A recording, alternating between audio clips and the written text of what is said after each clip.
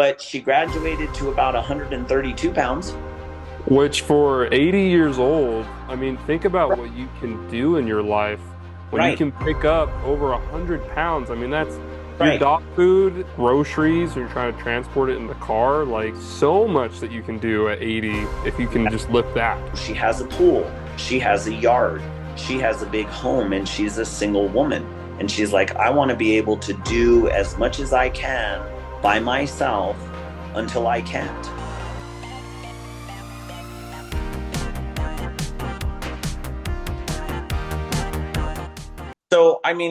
So I grew up active, right? I grew up riding horses, cheerleading, um, soccer, all of that stuff. So I grew up very, very busy. But as Yeah. far as walking in a gym wasn't my thing.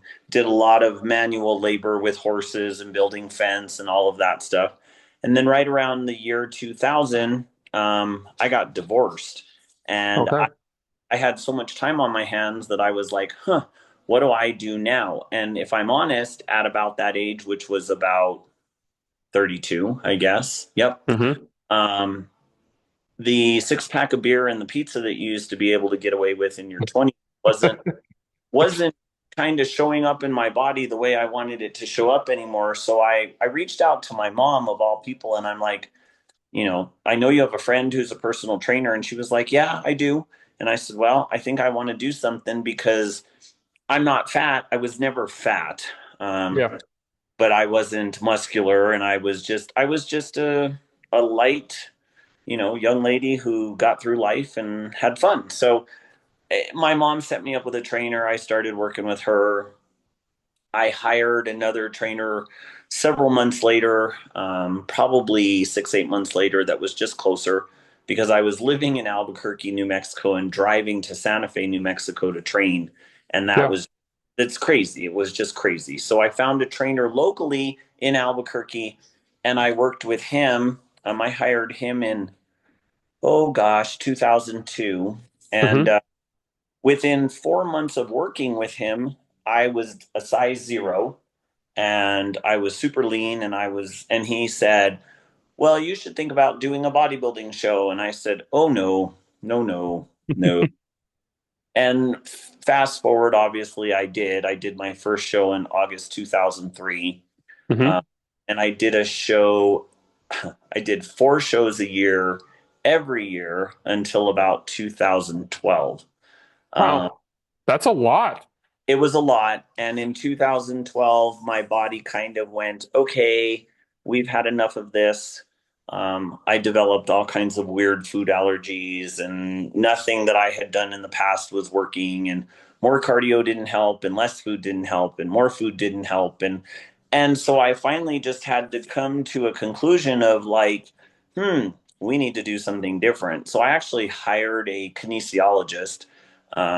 As Okay. much as I love uh, our medicine and the United States, I wanted a holistic approach because I didn't want to be put on a bunch of pills, or 100%.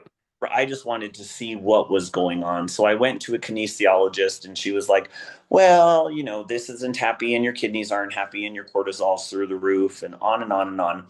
And I need you to stop competing. And I said, well, I could do that. I could stop competing. I'm kind of burnt out anyway. And she said, and I also need you to not eat any of the regular food that you normally eat, i.e., chicken, rice, eggs, ground turkey, et cetera, et cetera, et cetera. And I went, Oh, and I said, what am I supposed to eat? And she said, anything but that. Cheese, bread. And I looked at her in the office at the time, and I said, sure. And she gave me a whole list of foods and sent me home, and I took the list and I crumbled it up and I threw it in the fireplace. yep. Uh, because I didn't know any different. Now we're talking 12 years of eating the same way and looking a certain way, and I was afraid of it. I definitely did give myself an allergy to turkey. I can no longer eat turkey. Uh, Wow. I How does can, that, how does that even, did she explain why or how that even happened? I've never heard of with bodybuilding that happening, you know? Yeah, she didn't say. What she said was you just eat too much of it. Um, I'm a little bit of a creature of habit, and so if you make a meal plan for me and it says turkey, I'm going to eat turkey.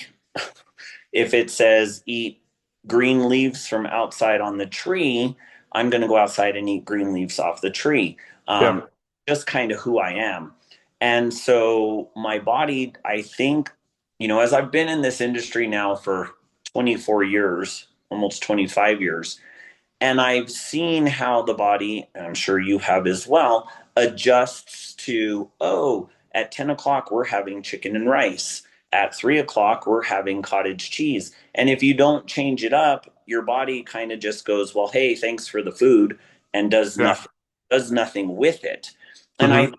just a lot of years of being ridiculously strict, Hmm. crazy in a box strict. Um, so, go back to 2012. I did, I discovered very clearly that I was allergic to turkey. It now shows up like food poisoning. If I have, Wow. I get very sick. It's not pleasant. I also have issues with sucralose and vegetables, and so I moving now when I move into discussing things with my clients, I'm like, we just need to eat a little bit cleaner, right? Yeah. Not not in a box like I do or did because it's not healthy, right? Yeah. It's healthy to only have 16 almonds a day when you need substantial good fats, um, those types of things. So the life of a bodybuilder is very hard for the normal public to understand. Hmm. Um, And if I may, for those who may be watching might not know what bodybuilding is, what like the purpose of bodybuilding, how would you summarize that for someone who's new to this world? So I'll summarize it in the way that I see it, and then I'll summarize it in a different way. Sure.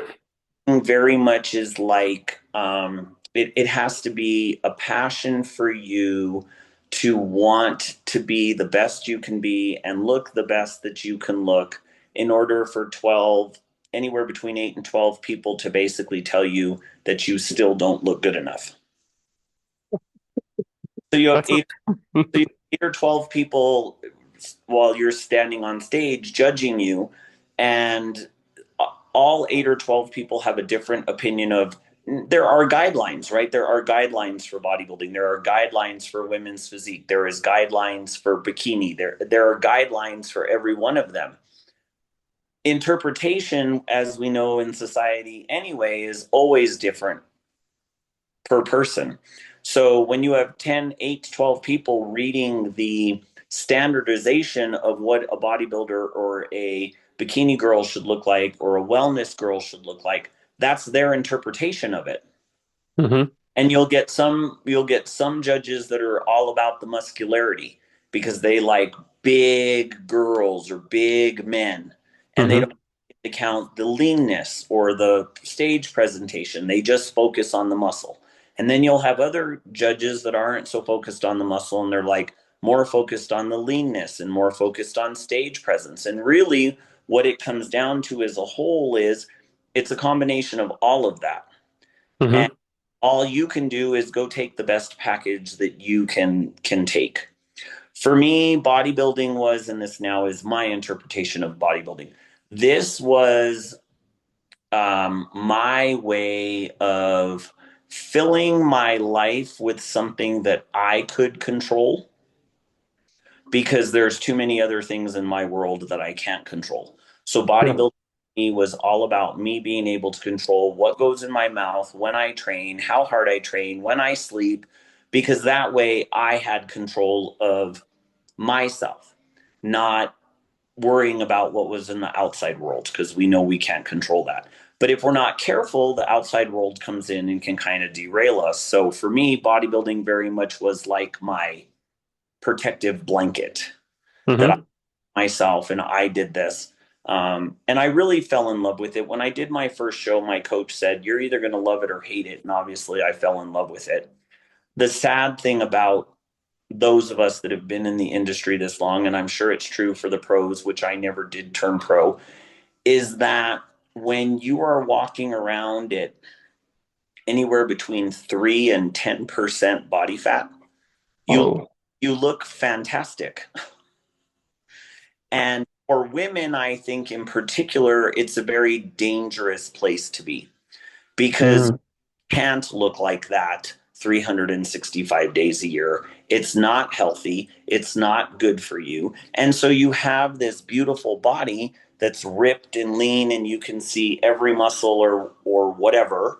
And then you go into your off season and there are people that believe off season you should get sloppy and fat and there's people that believe you should gain 10 to 15 pounds, which is I am one of those people hmm. because as you age the collagen depletes in our body. We don't have the skin elasticity that we had before. So if we're gaining 50 pounds in an off season, to possibly attempt putting on 3 pounds because of muscle, because we know that it takes an eternity to build muscle, Yeah. unless you're a genetic freak, right? There are those few that can do it. But for me, I started out in 2002 weighing 128 pounds. When I did my first show, I was about a buck oh three. Wow. So, and now I'm walking around and I'm definitely not show ready. But if I was to do a show, my starting weight is about 155. Okay. So then, and you shifted from bodybuilding to powerlifting. I And did. I think that first off, I was so curious because when I came across you, right, I saw this history of bodybuilding, but then also the amazing things you're doing, both you've done and are still doing. As I was looking at your stats from even just 2020, 24, right? Right. And I wanted to kind of hear first off from just a sport perspective, what were some of the changes? How was that like? But really, like competing in your 50s doing this, like I want you to kind of just talk about Okay. what that is like transitioning there, if you could. So after the whole debacle in 2012, Yeah. I kept training. I kept eating. In 2016, I did my final bodybuilding show. I did it for a girlfriend of mine who asked me to do a show before she got deployed. I did. After that show, I was like, well, that was fun, but I really don't enjoy the stage. I enjoy all of the aspects of bodybuilding, but I really don't enjoy the stage. Meaning I'm not a ballerina. I really don't like to pose. Yeah. It's not my mind wearing a swimsuit. It's none of that. It's my presentation on stage. And so I just wasn't good at that. So I was an average bodybuilder, fine. So right around 2017, I was talking to my husband and I said, I'm so bored. I'm just so bored. I'm so tired of going in the gym and doing the same stuff over and over and over again. And he has been powerlifting for the last 35 years or so. And Oh, so wow. he looked at me and he said, "Why don't you powerlift?" And I said, for all of those people that really know what some powerlifters look like, I won't categorize the entire industry. Yeah. Um, they're big, they're big, Yeah. and they're overweight. And I Hmm. very lightly looked at my husband at that point. I know you can. I at that point, and I said, "And look like you? Oh God, no, absolutely not." And he goes, "Honey," he said, "Honey, you don't have to get fat to do powerlifting. You can do something that we labeled power building." So basically, I switched from just doing exercises to keep a good physique and create muscle tone to doing squat, bench, and dead lift, and then doing a bunch of accessories so that if I ever decided I wanted to get back on stage, I could, so that I didn't lose all of the years that I had put into creating a physique. So Hmm. my first meet in 2018 at the age of, let's see, 40, right? No, 50. Yep. Did my first powerlifting meet at the age of 50. Wow. Um, I got, I got, I got it. He paid for it for me. He didn't tell me that he registered me. He didn't prepare me for it. He didn't anything. We woke up in the morning and he said, "Hey, there's a powerlifting meet tomorrow and I have to ref and there's a whole bunch of girls lifting and we don't have a female ref. So would you come and weigh in the females?" And I said, "Sure. Let let me eat my breakfast." And he goes, "No, no, no, we have to go." And I'm like, "Okay, fine." So we get there Hmm. and all these girls, and I'm like, "Okay, we're done." And I'm starving, and now I'm hangry. And I go, "Can I have some food?" And he goes, "No, you have to get on the scale." And I looked at him and I said, "What?" And he goes, "You need to get on the scale. You're lifting tomorrow." I'll spare you everything that was said in between then and there. But I get on the scale. I did weigh in and then I went to eat. And then here's what you're looking for me to tell you. So, bodybuilding versus powerlifting. So, body Yes. very much is very catty, meaning that the women will try to trip you on the way to the stage. They Oh, will, don't leave your food out. I've seen people spit in other people's food. oh I have gosh. great story about doing a show in Culver City, California, in a very, very, very small theater where there was like 200 girls. It was ridiculous. But I had forgotten something called Bikini Bite, which is a glue that you roll onto your tushy so that your suit doesn't rise up while you're standing on stage and create a thong. Well, Hmm. I traveled from New Mexico to California and I forgot mine. So I went and I turned my head, and behind backstage in this theater, there was a ledge and there was like 10 bottles of Bikini Bite from girls sticking it up there before they went on stage. So I'm reaching to go get a bottle of Bikini Bite, which I'm going to turn around and go, "Hey, whose Bikini Bite is this?"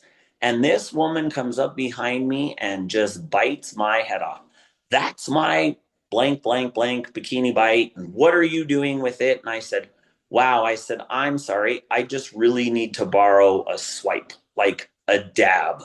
"Nope, absolutely not. Give it to me." And I'm like, "Okay, fine." So I went on stage without Bikini Bite, and I just thought to myself, wow, so this is really the reason they say women don't get along, because it's this massive Ah, competition of, God forbid I look better or my suit is prettier or whatever. It's very, very, very catty. So, okay, fine. I got through many years of that. I figured out who to talk to, who not to talk to. I also figured out that if I went and I wasn't enjoying people, I would just put my headphones on. yeah. And that was the end of that. And then I would go do my stuff when it was time for me to do my stuff. Now, when I went to my powerlifting meet on the next morning after weigh-ins, I walked in with my bag of gear and my cooler of food, and I was bombarded by people that were like, "Oh my God, it is so good to see you. We are so excited that you're doing a powerlifting meet. We can't believe that you're finally coming over to powerlifting. Do you need a donut? Did you bring enough food? Do you have a belt? Do you have this? Do you have that? Sit here, visit with us." And I did walk over to my husband Colin at the time and I went, "They're scaring me." Hmm.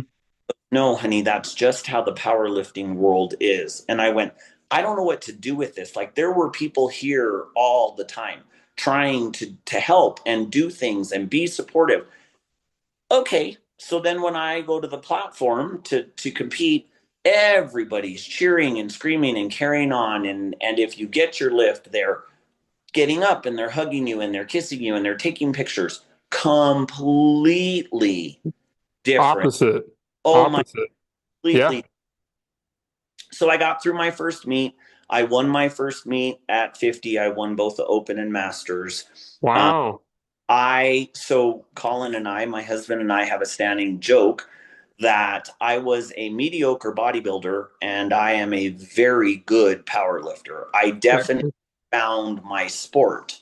Yeah. Uh, Now, being 50 when I started, um, it's tough. I'm not going to tell you it's not tough. And anybody that would want to do it needs to understand that it's tough. There's days that what wasn't heavy last week is 4 times heavier the following week. Hmm. Or it's not as heavy and you suddenly feel stronger, or gravity is just kicking your butt and you're not getting anything done. And that was a really hard thing for me because bodybuilding is very linear, right? Hmm. You go in, hey, I know I can do flat bench press with dumbbells with 50 pounds. And if I'm feeling strong, I can do 55 pounds, right? Well, when I go into bench now for powerlifting, I start at the bottom. I start at 99 pounds and I work my way up. And sometimes, 189 or 187 is far heavier than it was the week before. And Hmm. sometimes lighter. And I'm like, ooh, we're having a strong day. We can go up. It's one of those things that you have to be committed to, obviously, just like anything else in your Yeah. life. But you also have to understand that you have bad days. And that was, I will continue to say, after almost, so it'll be 7 years this year that I've been competing. And it's still hard for me when I have a great training prep and then I get to the meet and it doesn't come together. Yeah. Or the meet before that, I was stronger. And, a year and a half later, I'm competing and I made no advancements. That's a hard thing to swallow. Yeah. Um, so I think I do think everybody is capable of doing it. What I think is obviously there's different levels, right? So we had a lady here in New Mexico who was in her 80s. She couldn't squat anymore, and her arms were too long for her to bench. Like she would have these long arms, but Wow. she loved deadlifting, and she started deadlifting by coming to the meets and picking up the 15-kilo bar off the ground. That was it.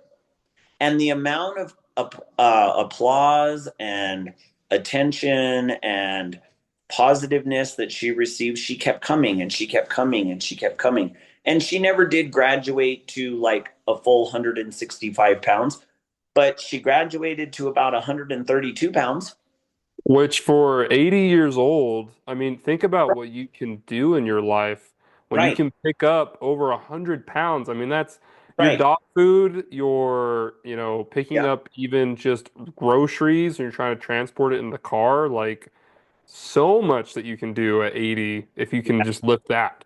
Right. And so I have a client currently, she's 73. And Hmm. when we talk about why she's training, she talks about those reasons. She said, one, I love coming in and visiting with you, right? It's great to have a trainer you can visit, carry on. But the other thing is, she has a pool, she has a yard, she has a big home, and she's a single woman. And she's like, I want to be able to do as much as I can by myself until I can't. So she Yeah. comes to the gym twice a week. She works out with me. She walks every day outside, or she uses her treadmill. She does yard work. And it's amazing to me, right? Because you have the 73-year-old woman, no disrespect to society, who sits in their chair every day and can't hardly get up to use the bathroom. Yeah. And then you have a 73-year-old woman like my client Paulette, who comes in and, she's wearing shorts and tennis shoes and she can do box jumps. And I don't have her do box jumps often, but she can You do them, can. right? Yeah. And I've taught her to reach with her opposite hand for balance, like, and I'm guilty of that even at 56 now. I constantly open all the cabinets with my right hand. Dexterily, I think we should be doing it with our left. Hmm. At least little stuff, cabinets, that kind of stuff. So, again, when I got into the industry, it was to encourage women because I wasn't a stay-at-home wife when I was married, but I was a mother and a wife, and you're busy. You have a job, and you have your kid, and you have responsibilities, and you have the laundry, and all of those things. And I met too many women that were like, I just can't. I can't. I'm too busy, and I'm like, well, that's a great excuse. But Hmm. when you're 50 or 60 or 70 and you can't move, you're gonna have wished you did something. And kind of with that, I'm curious because you've had a long-standing career with lifting weights. Like that is something that you've been engaged in, you've been doing for a while now, both on the bodybuilding side, which is, like you said, being lean, building as much muscle as you can, and then all the way to powerlifting, which is just how much weight can we freaking move, right? So, is there a concern or is there I'll ask it this way, do you have any changes that you're going to make because age is continually moving on? Like, are you going to focus on less weight or are you just going to plow through? Like, what's kind of your So, strategy for so that? my strategy, and my husband and I have talked about this at length. We're going to keep lifting until we can't lift. Hmm. Um, if God says in another year you can't lift anymore, then okay. My hopes are that we can lift into our 70s and 80s. Yeah. Now, will our numbers be as high at 70 and 80? Who knows? Obviously, I would like to think they'd actually be more, but maybe not. Maybe by the time I peak out at 65, that'll be the end of it. I don't know. And to be honest and forthright, there are times where I'm like, ooh, my body hurts a lot. I don't want to do this anymore. And then I realize that it brings me happiness and joy, and I want to keep doing it. That's awesome. So I would. We last night I had some friends over, and my rib was bothering me, and we all at the same time said power lift. They said it would be fun, and I said I'm not convinced about the fun part, but Yep. but it does bring me, for the most part, it brings me a lot of joy. I really do love it. The way I look at it is, I can go to a bar every night, or I can get under a bar. And I my love fa- that. my family has a high rate of alcoholism. I'm Hmm. very well aware of it. And I think that if I didn't have something like this to do, I'd be drinking every night, because what else is there to do? I mean, and that sounds crazy, right? People have horses, like I have a horse too. But if I'm not actively doing something for 2 hours, which is about what it takes me to train, I'm going to be sitting on the couch drinking a beer, or you know eating a meal that I don't need to eat. And that's not to say that I don't enjoy my food, or that I don't indulge in a glass of wine or something like that. Hmm. And sometimes more than occasionally, that's just reality. And but I have a very I see myself as a very strong A personality, and Hmm. I have issues with OCD, as far as things needing to be very clean, very neat, in place. And so again, when my outer world is out of control, I actually engross more into powerlifting. That makes sense. Gives you that it's a world where you are the controller of the variables. Right. You can, and I will say, as you're talking about, you get 2 hours roughly of what the time it takes to train, like that helps fill in some of the time. I'm thinking of those who are retiring, Right. maybe those who typically think about, maybe they thought they were going to have grandkids and they were going to have big families and that didn't happen for them. And they're like, what do I do in this phase? Right. Not only do you get 2 hours of training, you get a sense of fulfillment Mm-hmm. that I'm working towards a goal that's really hard. Right. It's not easy stuff, you Right. And know? I've met several. So I've gone and I've done worlds. I've done nationals now. I'm a five-time world and national champion. And I meet older people, and there's a woman out on the circuit. Her name is, oh my goodness, it just left me. I'll come back to it. But anyway, she's in her 70s, and she's her weights are actually, her name is Ellen Stein. Uh, Okay. her weights are actually going up the older she gets. It's cool Wow. to watch. And so she's kind of an inspiration to me, right? I'm going to be 57 Hmm. months, and man, I'm like, you're in your. She's like 72, and she's still competing. And I'm not saying, and when I say she's still competing, she's doing 2 to 4 meets a year. Wow. So At 72.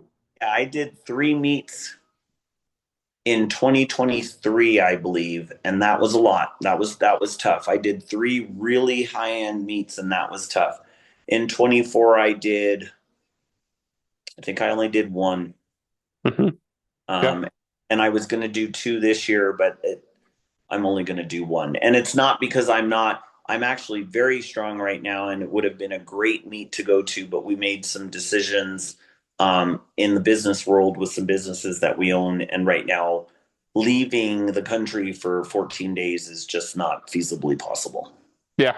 No, that makes sense. And it's interesting as you talk about, you said, was it Ellenstein Ellen or stuff.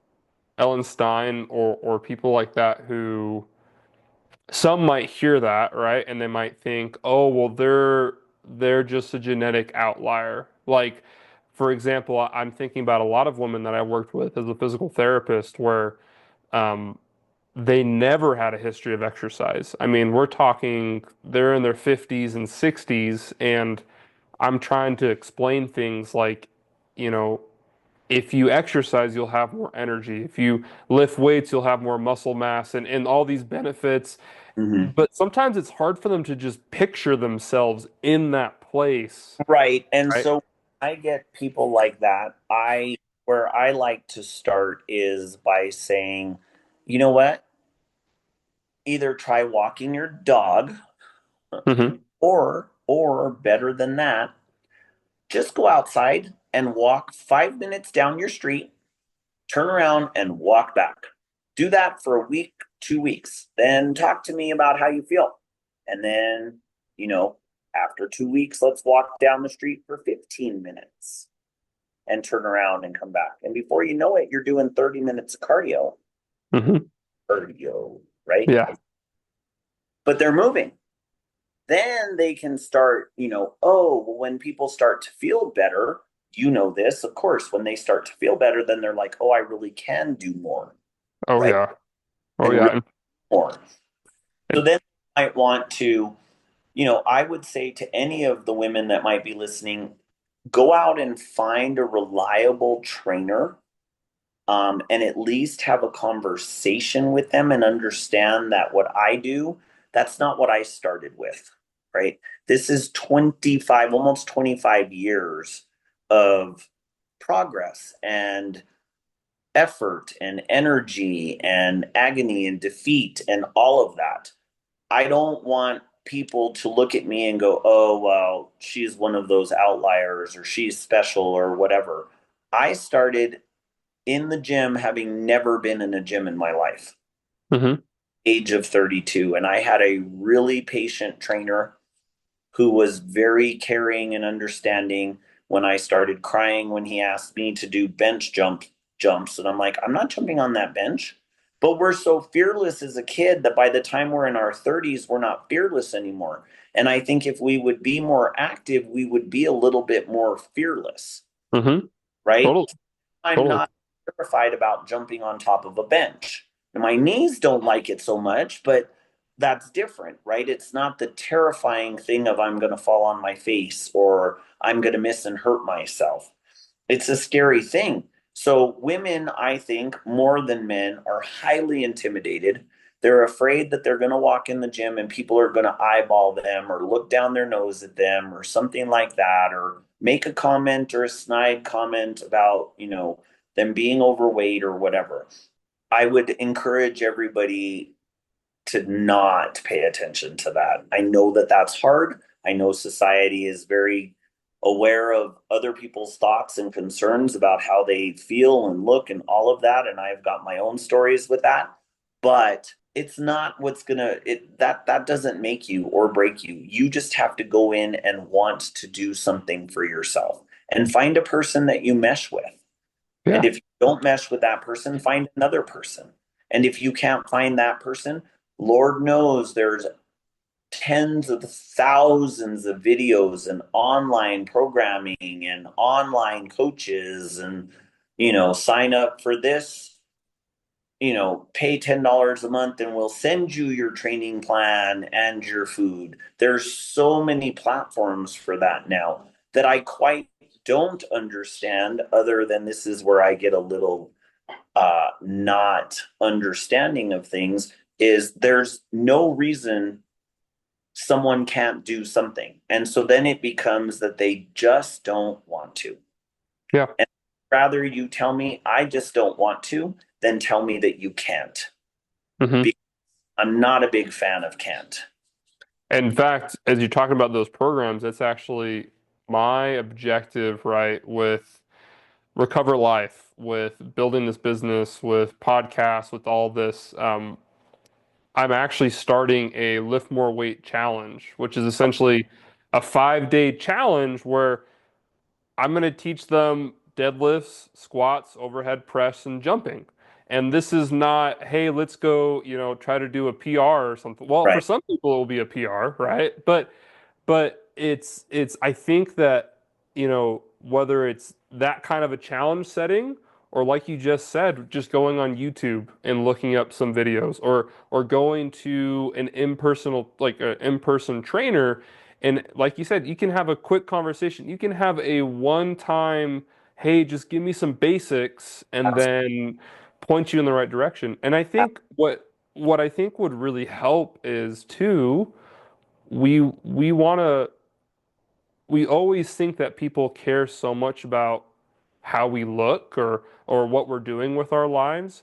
At the end of the day, they care a lot more about themselves than they're worried about you. That's usually the case, right? Everyone's in their own world that's so worried about it. And so I just Right. kind of echoing what you said, I think that if we get out of worrying, well, is someone going to judge me when I go into the gym? And instead have the mindset of, you know what, like they were a beginner, I'm a beginner. Let's just explore this. Let's just try this out. I think there'll be a lot more success in Mhm. getting barbells in the hands of women and older men too, who Right. maybe just haven't had that opportunity. So, Right. And we have several friends. I have a very dear friend that lives in Indiana. He just turned 74 and he still power lifts. oh, that's awesome.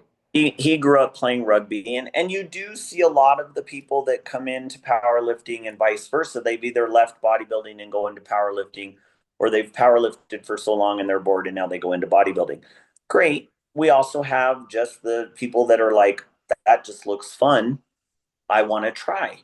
That's great. Come try. you Yeah. know come try. And if you don't like it, fine. I would encourage everybody, again, when you go to seek out a personal trainer, they really should give you your first session for free. And Yeah. the reason I believe that is because, one, you're trying to see if you even have a bond. Maybe you don't bond, maybe you don't mesh, maybe you're not the personality for them.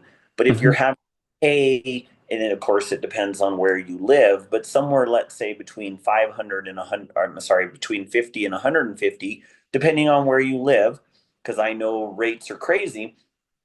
You shouldn't have to pay that to figure out if you actually want to be with this person.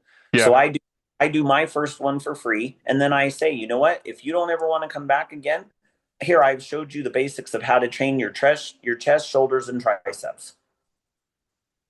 Now you have a start. You can start. And if you keep going, then you'll figure out how to get on the internet and figure out what to do for your lower body. Or Yeah. come back for one more session and I'll run you through a lower body workout, and then you've got it, you Yeah. know? And Totally. then there are people that just come and get a couple of sessions and move on their way. And then there's people, I had a client for 10 years, blessed to have a client for, Wow. she didn't need to be with me for 10 years. It was accountability. That was Hmm. it. And I think a lot of people need that, right? So the women that are like, oh, I can't do it, if you're actually paying for something, you're more likely to show up. Yes. You're more Yes. likely to show up because you're sending off your money. And if you're not going to show up and you just feel like wasting your money, then I'd be happy to give you my PayPal and money. But the accountability is important. I haven't been on the bodybuilding stage now in 9 years, but recently, about 3.5 months ago, I rehired my bodybuilding coach to help me with my food, because after 25 years of eating like this, I don't want to eat anymore. Yeah. And you can't be a strong power athlete if you don't eat. Oh, totally.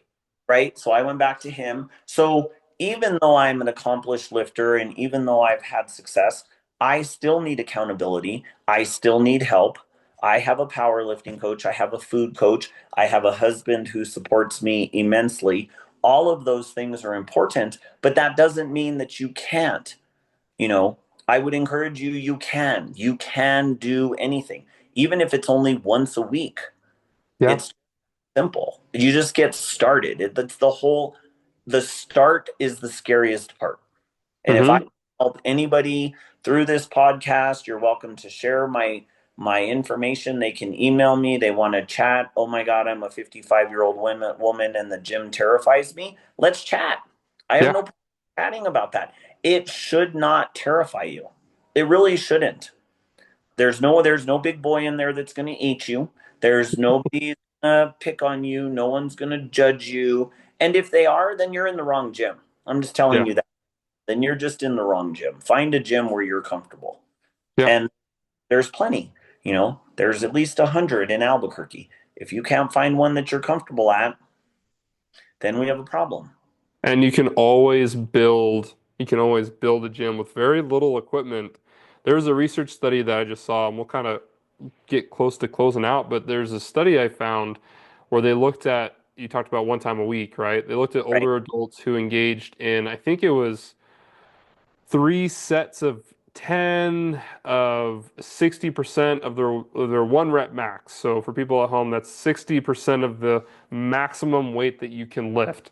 And they still saw functional strength gains, meaning they could do things they couldn't do anymore. From Absolutely. just once a week, when Right. 60%, if you could lift 100 pounds, that'd be only 60 pounds. And it's once you go out there and find what your true one rep max is and you do 60% of it, that's really not that bad. That's No. that's a pretty doable thing. And if you do that once a week, you can still get stronger. And so it's very encouraging to see how adaptable the body is, especially as a beginner, which Right. for most people who are going to be consuming this content, who are going to be watching along with us, they're going to be beginners who are wondering that same question of, do I belong here? And I love what you said. If you don't feel comfortable, right, We'll find then him. go find another gym. There's And plenty. it, Planet Fitness isn't your deal, go to a Crunch, go to a yeah, Snap, find a private club, find a little private lifting club. I train at a lifting club in Albuquerque, New Mexico. It's very small. It's full of power lifters. It's fine. It's great. It's not the commercial defined fitness. There's not a bunch of people looking to find dates and all of that stuff. yeah, Find a yeah. gym comfortable. Hmm. That's and find a lifting buddy. Go call your girlfriend and be like, hey, Susie, I've decided I want to start walking for 10 minutes a day. Can I meet you outside? And I'm telling you, before you know it, you guys will be walking around the block chatting and you'll be like, wow, that was nothing. Do it at lunch. For if you're working, go outside for lunch. Eat your lunch, go outside, walk for 15 minutes. I'm not saying walk for an hour. It's not Yeah. what I'm chow down on your lunch, have some water, go walk for 15 minutes. There's actual documentation that actually increases your metabolic burn rate. So you'll burn Yeah. your better. 15 minutes a day, 15 minutes 3 times a day. I set it up to where I was doing 15 minutes after my first 3 meals. Yeah. There's always a way to make it work. Really, honestly, there's always a way to make it work. And if I can help in any fashion, I'm happy to talk to whomever. That's awesome. Michelle, thank you so much. I like to leave with just one last question, which is if you could speak to someone else who is in their 60s and they've just heard this podcast and they're still worried about where do I start? What would be your number one recommendation for that person? Well, my go-to, because I always love to help people, would be to email me and let me talk to you. But Yeah. Fair. but but um, find a support system. Really, find someone in your family that you can talk to about it. That's going to support you. That can encourage you to do it. Because a lot of what I think they feel is just the fear of it all, and fear Hmm. is a terrible thing, right? Fear is just Yeah. unknown. And if you have an unknown and if you can call up your sister and you're like, Susie, I'm 60 now and I just really, it's getting hard to carry in a gallon of milk and I'm thinking about going to the gym, but I'm just so scared. If you have someone that's supportive, they're going to help encourage you by saying, wow, what is there to be afraid of? Let's do the pros and cons list of what is there to be afraid of, really. And I can hear some of the older women saying, well, the young guys in the gym, they're scary or they're big weights, or then I'm going to encourage you to find a gym that caters a little bit more to the older public. You know, any gym that has silver sneakers, any gym that takes insurance as a way for you to go to the gym. A lot of those facilities have a much better aura of Atmosphere. Yeah, of having older people in them, right? You don't have totally. to the top of the line click gym in town or whatever town you live in and expect to fit in there. Call up your insurance company, figure out if your health insurance actually provides you the ability to go to the gym.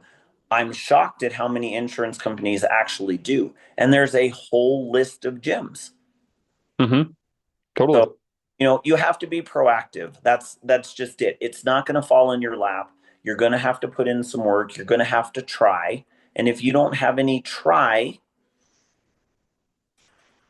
I would have to say then you just won't. You, Yeah. you have to want to. Hmm. Totally. I think that's great advice. Thank you. I think the getting the support system is probably what makes the biggest difference. I know that for me, when I started weightlifting, I was in physical therapy school. I was a runner. I still am. My goal is ultra marathons and all that, but weightlifting, it really came because I had other classmates who were Mhm. like, "Hey, this is how you do a deadlift. This is how you Right, do a squat. This is how you right, do, all of that." And like you said, I think having your husband there is a key way to get you continually moving in powerlifting. And right. so anytime you can find a support system, yeah, Yeah. I agree. That I would have what I would have done if I hadn't had that conversation. If I hadn't been married to him and had that conversation with him in 16, would I still be lifting? I don't know. Because I was really burnt out with the whole bodybuilding world and the Yeah. whole 87 bicep curls. And I'm making a joke, but I Yeah. was out, so I needed something different. And it's okay. That is okay. I've seen people leave powerlifting to go to CrossFit. CrossFit comes over to powerlifting. Get out there, stick your toe in something. Maybe powerlifting isn't for you. Maybe bodybuilding isn't for you. Maybe CrossFit is what you need. Maybe you just want to go take an aerobics class. They still offer those, believe it or not. There you go. So many different options. So get up off your butts, ladies, and, and let's make something happen. That's awesome. Michelle, thank you so much. It's been a pleasure. Yep. I hope we can keep in contact. I'll keep seeing you with when is your meet in 2025 so I can Uh, follow along. October October 6th. Wait, I'm gonna roll out for just a second. That's fine. Uh October 5th October 5th. in Okay. Dallas, Texas. And where? Dallas. Okay, so side note, I'm actually from Houston originally, Okay. but we ended up moving up to Idaho. So Uh, anyways, Dallas have you been to Dallas? Have you been out I there? have. Okay, perfect. It's So going to be a beautiful time. great. October's great out there. One. Thank you so much. Thank you so much. It was great to get to know you. I hope that we'll have you on again sometime and good luck with powerlifting. I You think do. it's awesome. Thank you. Have a Have a good night. good one. Bye now. Bye.